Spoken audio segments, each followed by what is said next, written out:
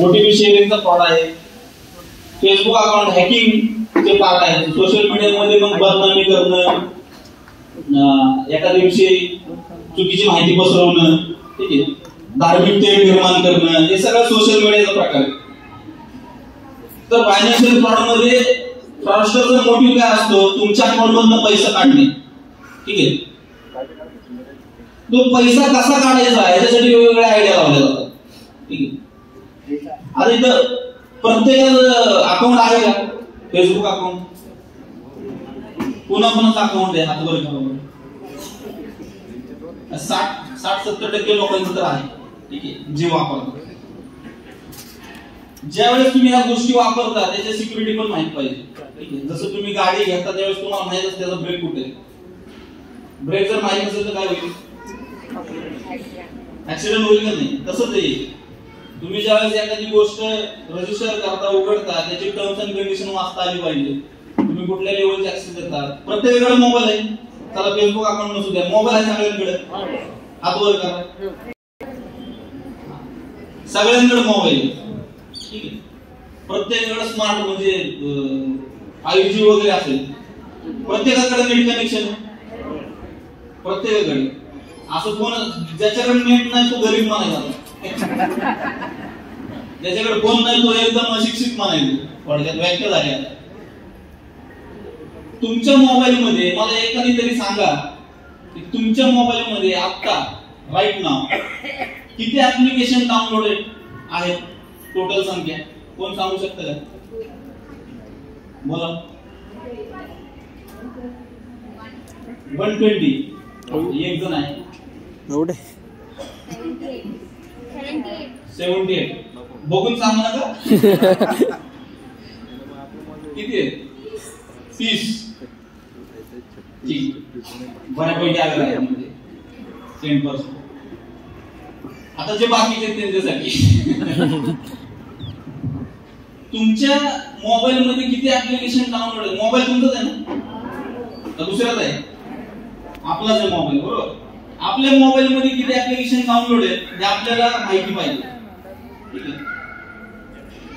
बरं ठीक आहे, चला ते माहित नाही. प्रत्येक वेळी आपण जेव्हा ऍप्लिकेशन डाउनलोड करतो टर्म्स अँड कंडिशन कोणी वाचलेत का? चला, हे ज्यांनी हातवर केले होते मागाशी, टर्म्स अँड कंडिशन वाचलेत का? वाचलेत प्रत्येक? गुड. तुम्ही कधी येऊ नका मग आमच्याकडे की माझा फ्रॉड झाला, बरोबर ना?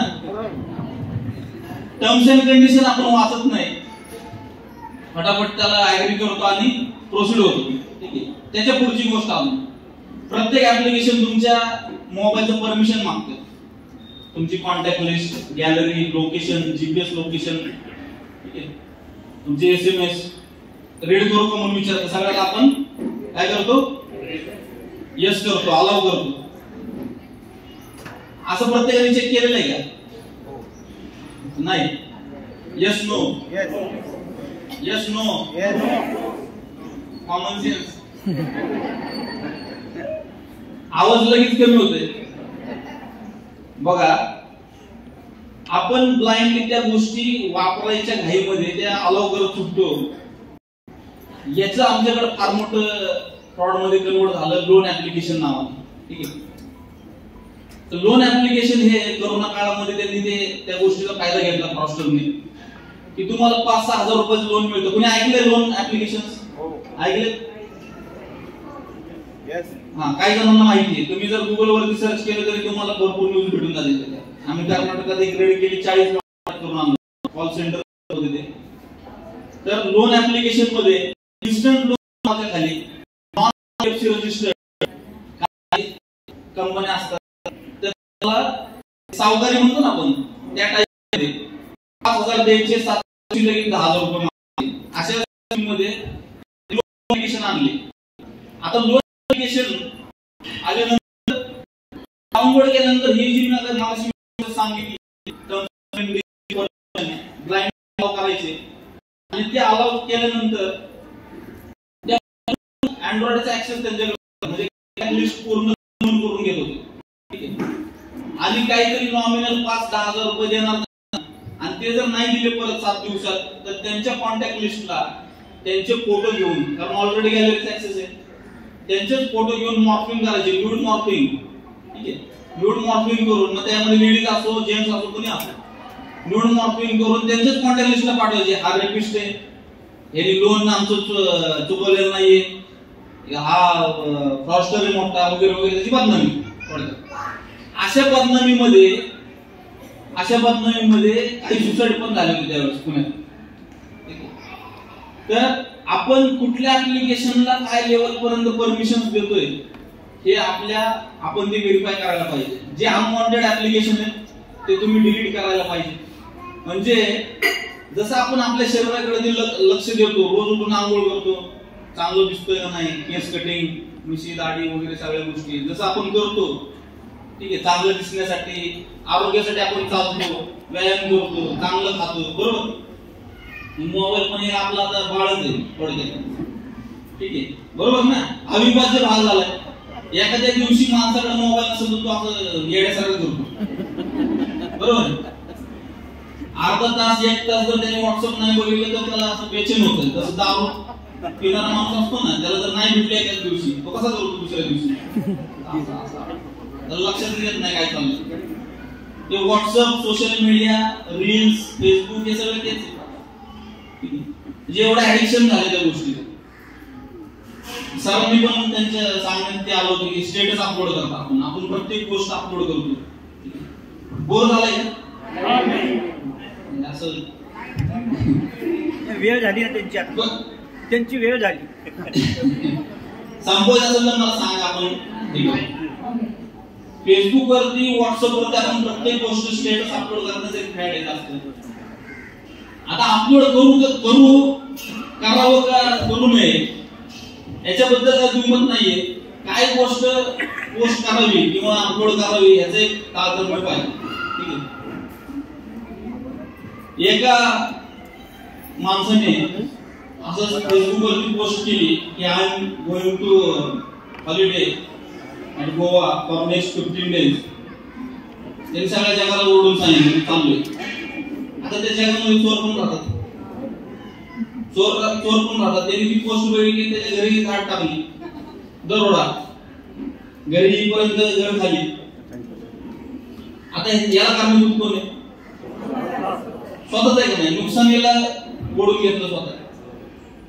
मग आपण कुठली गोष्ट पोस्ट करावी हे आपल्याला कळलं पाहिजे.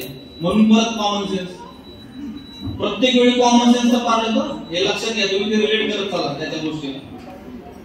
कुठली गोष्ट अपलोड करावी.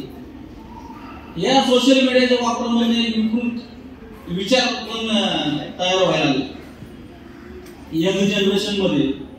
त्याचा वाढता वापर जो आहे, त्याची वापरण्याची जी आसक्ती आहे, तर त्या गोष्टीमुळे हिंसक वृत्ती तयार व्हायला लागली लोकांची, तरुणांची.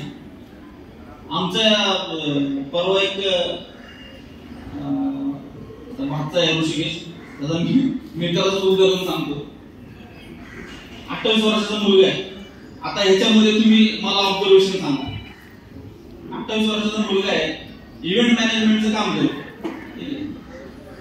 आणि वय झाल्यामुळे त्याच्या घरच्यांनी त्याच्या रिलेटिव्ह म्हणले मुलगी चूज केली आणि म्हणले चला आपण लग्न करू, चांगली मुलगी वगैरे. आता सध्या लग्नाच्या बाबतीत तर बरंच वेगवेगळ्या पद्धतीचे फॅड आलेले.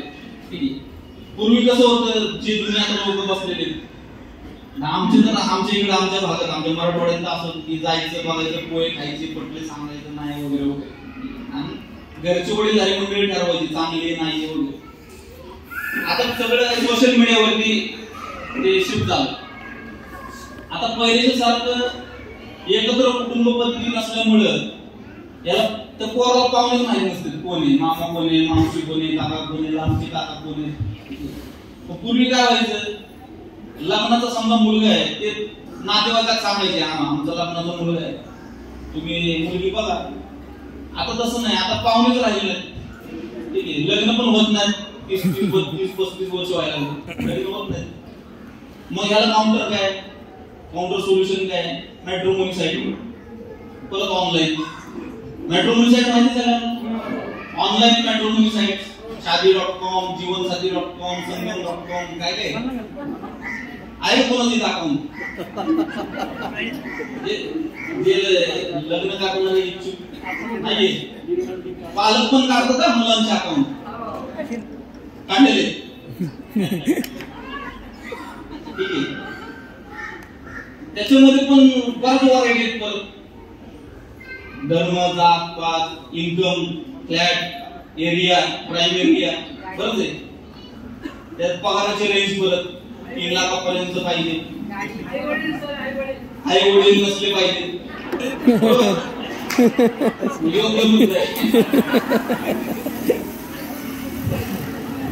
तर ह्या गोष्टीला पण मिसयूज होतं. त्याला आम्ही सेपरेट एक डिपार्टमेंट केले, मॅट्रिमोनी फ्रॉड. घरात कुत्रे चालतील पण आई वडील तेच मी सांगतोय. हे विकृत विचार का वाढायला लागले ते या सोशल मीडियामुळे वाढतात. तुम्ही मित्राची जी गोष्ट सांगत होतो की त्यांनी ते बघितलं आणि हल्ली काय की बघून आलं की दुसऱ्या दिवशी मुलगी कोण मोबाईल मागते. हे काय आहे आणि प्रॅक्टिकल जेन्युइन आहे ती गोष्ट. तर त्या मुलीने त्या मुलाला दुसऱ्या दिवशी दुसऱ्या नंबरवरून फोन केला, सांगितलं माझ्याकडे मोबाईल नाही, मला मोबाईल पाहिजे. एकच दिवसाची भेटेल. सुरुवात चालू झाली मागायची. तुम्ही मोबाईल मागितला, आम्हाला ठीक आहे माझ्याकडे नाही वगैरे वगैरे असं वगैरे एक मोबाईल दिला. आता मोबाईल दिला की मग सगळं आलं, फेसबुक आलं, इन्स्टा आलं, स्नॅपचॅट आलं, तुमचं बऱ्याच गोष्टी आल्या. मग त्याच्यावरती इन्स्टा त्यांनी एकमेकाला ते फॉलो करायला लागले आणि फॉलो करत असताना त्या मुलाचं बिझनेस अकाउंट एक होतं, त्याचं इव्हेंट मॅनेजमेंटचं हे असल्यामुळं. आणि त्या याच्यामध्ये त्यांनी एक पेड सर्व्हिस घेतली होती बिझनेस प्रमोशनसाठी. आता ती बिझनेस प्रमोशन वाले काय करतात, कुठलेही अकाउंट उचलतात आणि त्याला फॉलो करून ठेवतात. ठीक आहे, ते फॉलो जे सबस्क्रायबर किंवा फॉलोअर ते वाढवण्यासाठी. त्याच्यामध्ये काय ऑब्जेक्शनेबल कंटेंट वाले जे काय अकाउंट होते, पॉर्न वगैरे या व्हिडिओ पोस्ट झालेले आहे किंवा फोटो पोस्ट झालेले असे काय अकाउंट होते ते त्यांनी ते फॉलो मध्ये जोडले गेले. ठीक आहे, आता हे जोडले गेलेले ते बघितलं त्या मुलीने. ठीक आहे, त्या मुलीने बघितलं, त्याचे ह्याला फोन रात्री 11-12 वाजता की तू कुठले अकाउंट फॉलो करतो. ठीक आहे, तू असले अकाउंट कसं काय फॉलो करतो, तुझे काय विचार आहेत आणि तुला कोणी सांगितलं असलं फॉलो करायला. म्हणजे आजकालची भाषा आहे. अजून लग्न व्हायचंय, लक्षात येते काय सांगतो. तर ते त्या अकाउंट बघितल्यानंतर तिने असं इमॅजिन केलं की हा मुलगा वाईट विचाराचा आहे थोडक्यात. ठीक आहे, आता तसं आहे का, म्हणजे सीन तसा आहे का. तर ती इमॅजिन करून त्यांचे जे वाद झाले आणि होणारं लग्न मोडलं. हा म्हणला तू जर इतक्या अग्रेसिव्ह होत असतील या गोष्टीवरती, तू पुढे जाऊन तू काय करणार आहे, छोट्या छोट्या गोष्टीवरती मग महाभारत. बरोबर. तर आता ह्याच्यामध्ये मी ऑब्झर्वेशन काय केलं की नुसतं तुम्ही एखाद्या म्हणजे आजकाल एखादं लग्न व्हायचं असेल तर आपण माहिती कशी काढतो, त्याच्या रिलेटिव्ह मध्ये विचारतो की ती मुलगी कशी आहे, तिचं वागणं, बोलणं, राहणं, तिचं शिक्षण, तिचं सगळ्या गोष्टी विचारतो. आता तसं नाही राहिलेलं. आता फक्त काय करायचंय, लग्न करायचंय, मुलीचा अकाउंट चेक करा, इन्स्टा अकाउंट चेक करा, फेसबुक अकाउंट चेक करा, किती फ्रेंड आहे, पोस्ट कुठल्या प्रकारचे आहेत, त्याच्यावरती त्या व्यक्तीचं व्यक्तिमत्व ठरवलं जातं. ठीक आहे, जे की चुकीचं पण असू शकतं. तर ह्या गोष्टीमुळे अशा विकृत परिणाम होताना दिसतात. सायबर क्राईम मध्ये ह्याच्या सुद्धा आमच्याकडे केसेस येतात, आमचं लग्न मोडलंय काहीतरी करा. पोलिसांनी काय करायचं. काही वेळा असं होतं की काही एक मुलगा मुलगी रिलेशन मध्ये असतात आणि काहीतरी कारणांमुळे त्यांचं बिनसतं, ब्रेकअप होतं आणि त्याचं ज्या वेळेस घरचे लग्न ठरवतात, मग तो जो आधीचा मुलगा असतो तो मग मेसेज करतो कोणाला, होणाऱ्या नावाला की हिच्यासोबत लग्न करू नको, तुझं काही खरं नाही म्हणतात, की ती मुलगी वाईट वळणाची आहे, ती माझ्यासोबत होती वगैरे वगैरे. असे पण केसेस येतात आमच्याकडे. तर हे सायबर क्राईम याच्यामुळे आपण कुठल्या गोष्टीला काय रिस्पॉन्ड करतो हे आपल्याला भान पाहिजे. मॅट्रिमोनी साइट्सच्या गोष्टीमधून सुद्धा विवाह करताना कुठल्या अकाउंटला फॉलो करतोय आणि कुठल्या गोष्टीला काय रिस्पॉन्ड करतोय याच्यामध्ये काही लोकांनी अगदी बँक मॅनेजरनी 10 लाख रुपये घालवलेले. ठीक आहे.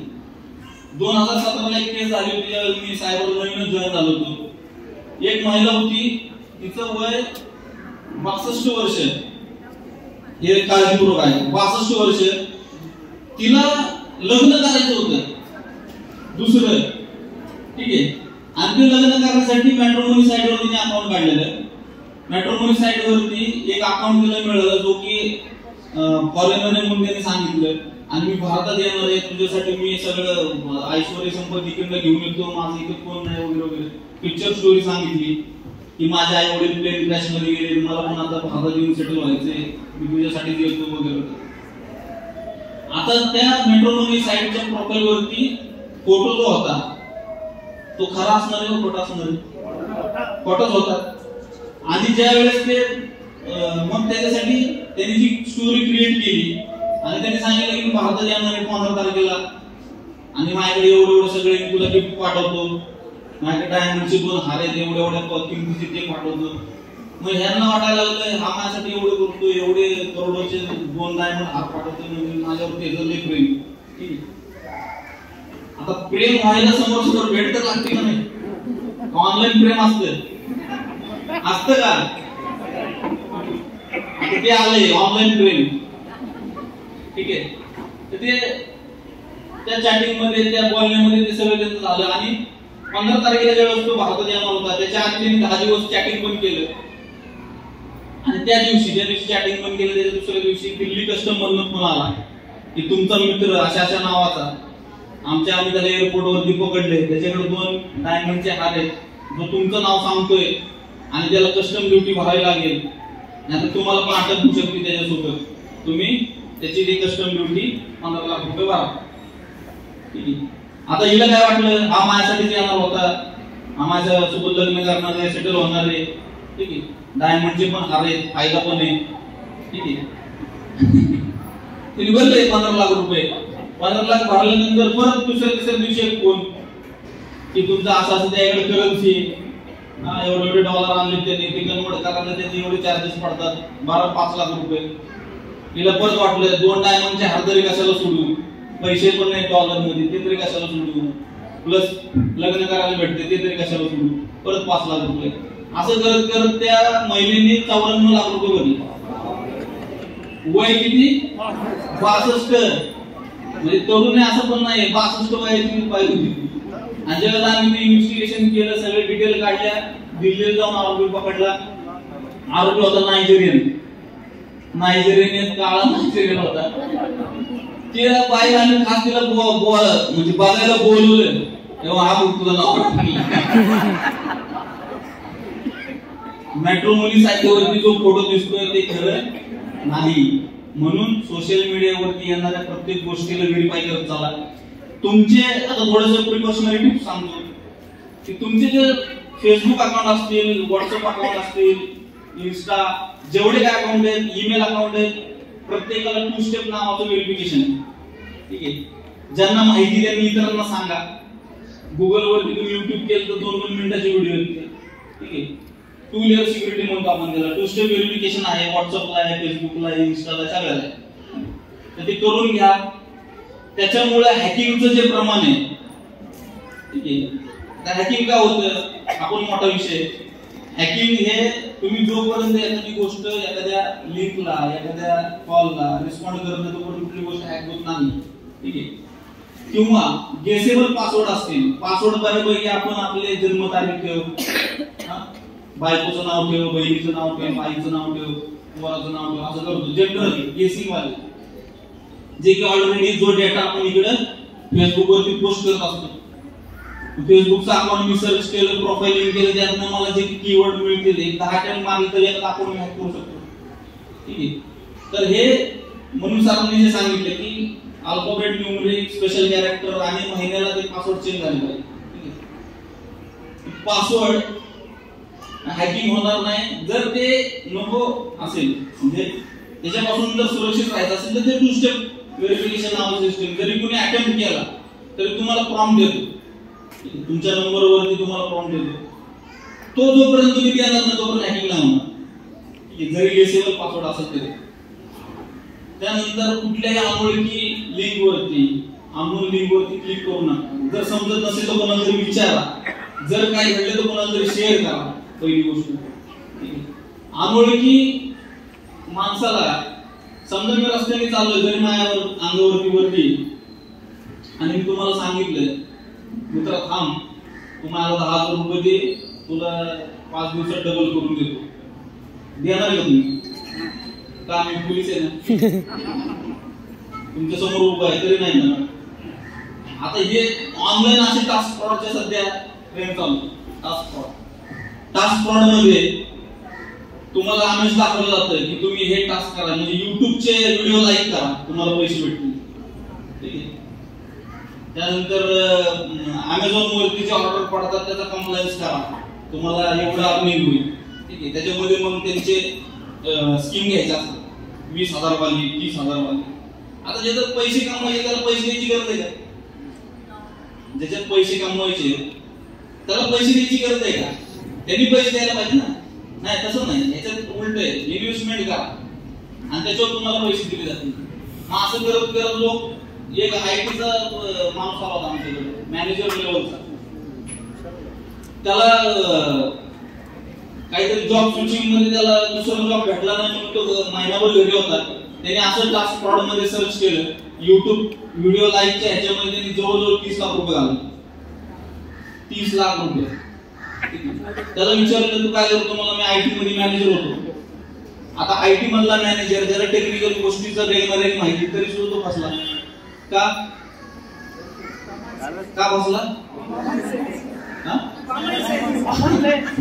कॉमन सेन्स आणि लोभ हाव, पैशाचे हाव, इझी मनी. सध्या लोकांना कष्ट नको आहे, इझी मनी पाहिजे. काही न करता नुसतं एका क्लिकवर मला 1,000 रुपये पाहिजे, मिळतील का? तर हे बारकाईने बघण्याच्या गोष्टी आहेत. हे टास्क फ्रॉडचे सध्या चालू आहेत. त्या फ्लिपकार्ट मध्ये पे लेटर नावाची सिस्टीम आहे, त्याचा पण आता ट्रेंडिंग चालू आहे. इलेक्ट्रिसिटी बिल, तुमचं इलेक्ट्रिक कनेक्शन कट होईल, ह्याचे पण तुम्हाला फिशिंगचे मेसेज पाठवून त्याच्यामधनं फायनान्शियल फ्रॉड होतात. तर अनोळखी लिंकला क्लिक करू नका. 2 स्टेप व्हेरिफिकेशन हे करून घ्या. फेसबुक अकाउंट असेल तर त्याला प्रोफाइल लॉकिंग नावाची सिस्टीम आहे, सिक्युरिटी ते करून घ्या. प्रायव्हसी टूल मध्ये तुमच्या पोस्ट कोणाला दिसल्या पाहिजे ह्याची आहे. त्यानंतर इंस्टाग्राम अकाउंट तुमचं प्रायव्हेट पाहिजे. या सगळ्या सिक्युरिटी टिप्स आहेत. मी जे सांगितले ते समजले? काय समजले? कॉमन सेन्स असायला पाहिजे. बस एवढं समजलं तरी झालं. बोला.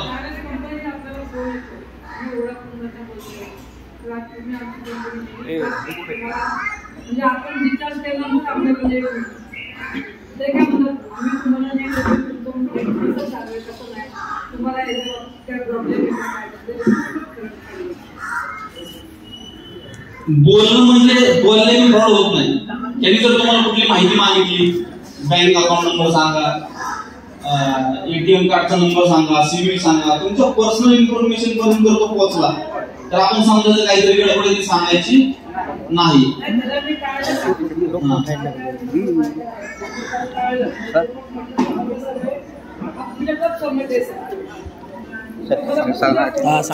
तुम्हाला सांगितलं सरळ बंद करायचं. माणसाला एक इनबिल्ट कॉमन सेन्स असतो. इनबिल्ट कॉमन सेन्स असतो की माणसाला क्लिक होतं काहीतरी गडबड आहे, तिथे लगेच ड्रॉप करायचं. ठीक आहे, बरोबर. फक्त 1 मिनिट घेतली. आता सध्या व्हॉइस क्लोनिंग म्हणून एक फ्रॉड होतो. थोडा महत्वाचा आणि मला असं वाटतं की तुम्ही आता सांगितलं किंवा असं तुम्ही सांगितलं की मला थोडं डाऊट झालेला आहे. त्या ठिकाणी आपण काय करू शकतो, आपल्याकडे व्हिडिओ कॉलिंगचं एक माध्यम आहे. आपल्याला डाऊट आल्यानंतर आपण व्हिडिओ कॉलिंगच्या माध्यमातून त्यांना हे करू शकतो की खरंच ओटीपी आपले काही नातेवाईक किंवा मित्र मागतायत नातेवाईक शोधू शकतो आणि फक्त ते व्हॉइस क्लोनिंग करून करू शकतो. व्हॉइस क्लोनिंग मध्ये एआय नावाची सिस्टीम आहे, आर्टिफिशियल इंटेलिजन्स. त्याच्यामध्ये आता अपकमिंग जे सायबर थ्रेट्स आहेत ते एकदम वर्स्ट लेवलला जाणार आहेत, म्हणजे एकदम हाईट त्याची पकडणार आहेत. आम्हाला पण त्याच्यामध्ये चॅलेंजेस आहेत इन्व्हेस्टिगेशनसाठी. हे सिस्टीम मध्ये सगळं ऑटोमॅटिक होत जाणार आहे. ठीक आहे, अगदी माणूस तुमच्या समोर उभा आहे असं सुद्धा दिसेल तुम्हाला. ठीक आहे, मेटावर्स नावाची सिस्टीम आहे, त्याच्यामध्ये व्हिडिओ 3D मध्ये तुम्हाला त्या सगळ्या गोष्टी समोर दिसतील. इतक्या लेवल पर्यंत टेक्नॉलॉजी पुढे सरकलेली आहे. ठीक आहे, त्याचं आपल्याला माहित असणं गरजेचं आहे. एआयची एक ती फॅसिलिटी आहे जी त्याच्यामध्ये व्हॉइस क्लोनिंग होतं.